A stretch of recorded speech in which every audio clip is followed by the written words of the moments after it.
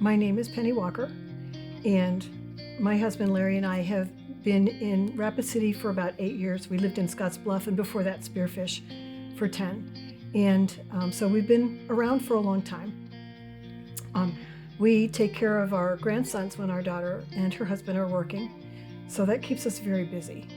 Well, when we came to Rapid City, our daughter was already attending Fountain Springs, so whenever we would come up and visit, we would go to church with her and her, at that point, future husband, Eli.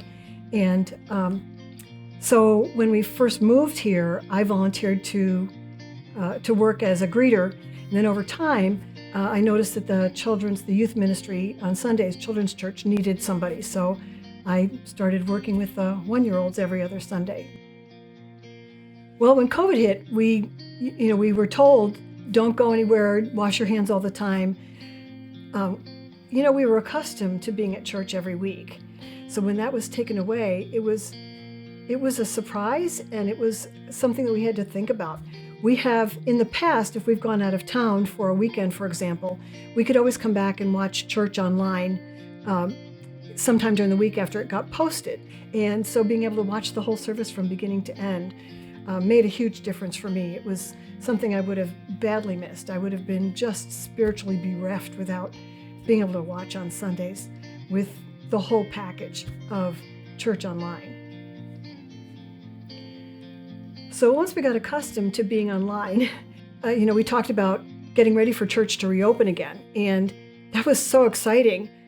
But Larry and I, being a bit older, had to really put a lot of time on our knees in prayer about, are we willing and able to take this risk of being back into the church buildings?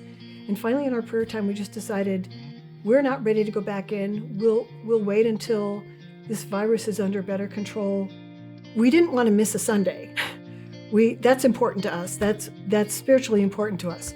And the emotional part of being able to connect with people was also important. So being able to watch a service was really critical for both of us.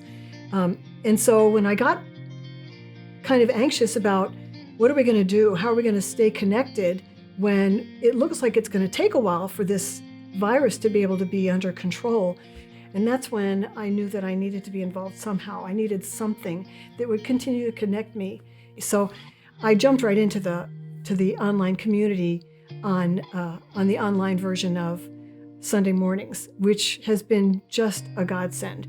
And one of the cool things was I noticed on Sunday, I asked Brianna, who's this guy Wayne that has such wonderful things to say in the online community?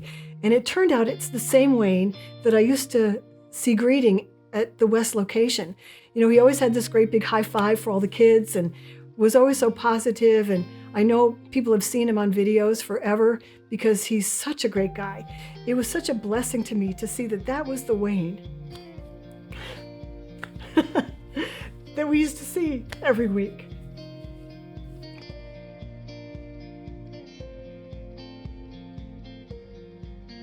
Because a lot of the people that are online are not local.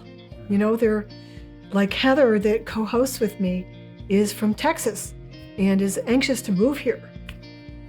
So that'll be so fun to meet her face to face. And some of the others have been great. There have been several people from Texas, and I know people from Virginia and various places across the country who participate in our service every Sunday.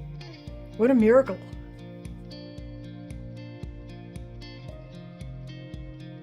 And so I appreciate how much the church is doing to reach out to people literally everywhere.